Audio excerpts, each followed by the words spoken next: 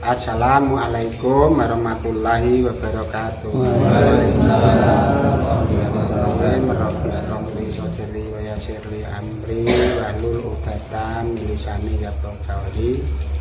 Seluruh keluarga yang seiman dan seagama, semoga selalu hidupnya tertolong.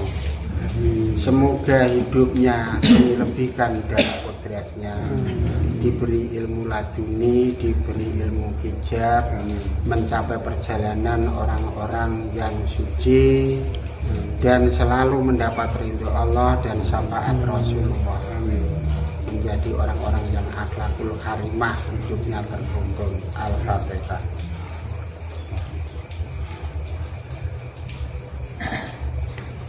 Malam ini kita ingin menyampaikan masih pesan dari Eyang Sabda Suci atau Eyang Syekh Siti Jenar.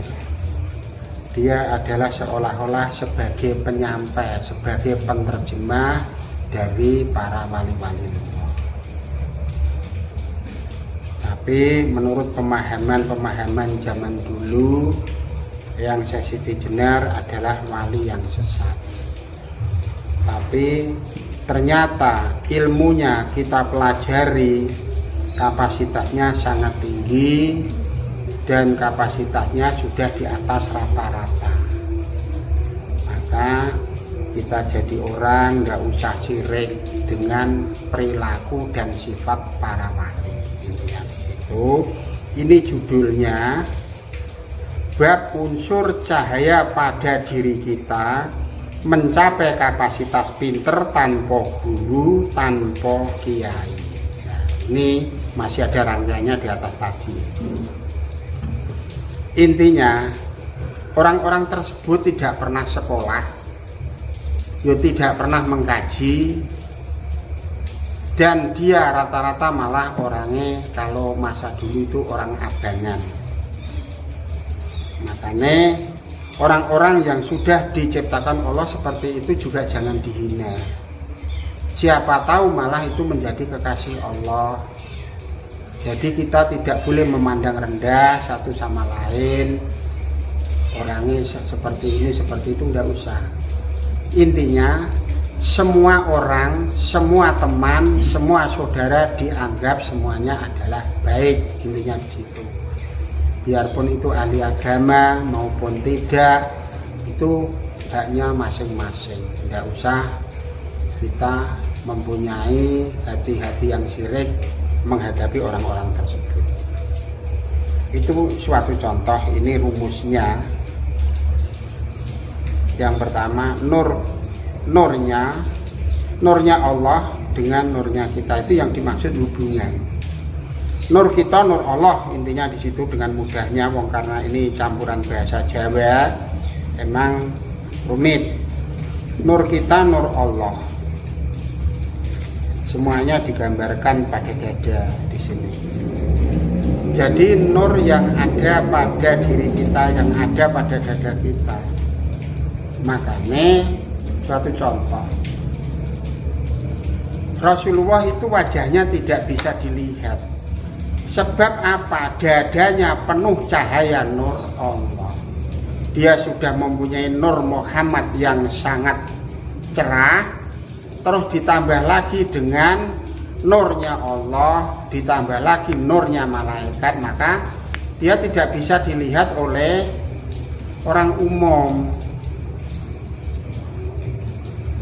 Maka itu suatu gambaran. Terus nur kita hubungan dengan nur Allah, itu bentuknya kapasitasnya ya seperti itu, cuma sangat kecil. Kita hanya mempunyai 17 mikro cahaya. Kalau dibandingkan Rasul Muhammad tidak ada batasan. Terus dibandingkan para Rasul, para Nabi sangat jauh. Intinya di situ. Kemarin sudah kita jelaskan tentang mikro cahaya yang ada pada diri kita. Nah, ini terus yang kedua, nurnya malaikat dengan nurnya kita. Kita juga ada cahaya malaikat yang ada pada dada kita. emang aslinya rangkaian dalam kita itu semuanya adalah terdiri dari cahaya. Kita bisa tertuntun mendapat ilmu itu karena ada cahaya malaikat yang di dalam kita. Tanpa adanya cahaya malaikat yang ditanam Allah kepada roh kita, mustahil kita bisa belajar seperti ini. Karena kita bisa mengetahui ajaran Islam yang sedalam ini karena di dada kita ada cahaya malaikat Allah. Maka kita harus selalu salam dan seterusnya. Jadi hubungan kita dengan malaikat itu sebatas cahaya. Hubungan dengan Allah juga sebatas cahaya, tidak wujud. Nur Quran dengan hubungannya dengan nur kita. Nur Quran yang masuk, Qurannya bentuk wujud. Tapi fadilah yang masuk dalam dada kita itu bentuknya cahaya. Jadi yang membentuk cahaya itu adalah fadilah bacaan ayat-ayat Al-Quran. Maka ayat demi ayat Al-Quran itu mengandung mikro cahaya yang berbeda-beda, mempunyai kapasitas mikro cahaya yang tidak sama. Maka ada yang bisa untuk sholat, ada yang tidak. Kita harus paham. Intinya kita hidup itu harus mempunyai cahaya Al-Quran yang tidak terbatas pada roh dan jiwa kita. Biarpun dia itu tidak pernah membaca, karena ada cahaya nur Quran yang di dalamnya, dia akan tahu apa perjalanan Al-Quran. Intinya di situ. Kadang orang goblok yang seperti itu membaca Quran malah assalamualaikum, nur Quran, akal Quran, roh Quran, nyawa Quran, klosul manunggalalang, resep untuk jiwa kita. Dia sudah paham di dalamnya, hanya sebatas ucapan seperti itu, tapi ucapan itu adalah dari roh, bukan dari jiwa. Kalau hanya sebatas mulut, sebatas perut, ya nggak bisa. Intinya kita itu semua amalannya itu ditentukan oleh roh. Nur Muhammad dengan nurnya kita. Intinya kita harus selalu bersolawat kepada Rasul Muhammad supaya mendapat cahaya Nur Muhammad, supaya kita dicintai, diakui dan istilahnya diakui sebagai umat Rasul Muhammad. Makanya selalu sholawat, selalu memuji dengan kebesaran-kebesaran Rasul Muhammad. Sebab tidak ada yang bisa memberi syafaat kepada kita bagi orang Islam kecuali Rasul Muhammad. Nah terus kalau kita jauh dari Rasul Muhammad, nah terus nasib kita besok bagaimana? Di dunia maupun di akhirat pun kan tidak ada pertolongan. Sebab dia adalah syafaat dunia akhirat. Bentuknya seperti itu. Terus dengan nurnya para nabi dengan nur kita, itu bentuknya sama, antara rasul dan nabi itu bentuknya sama.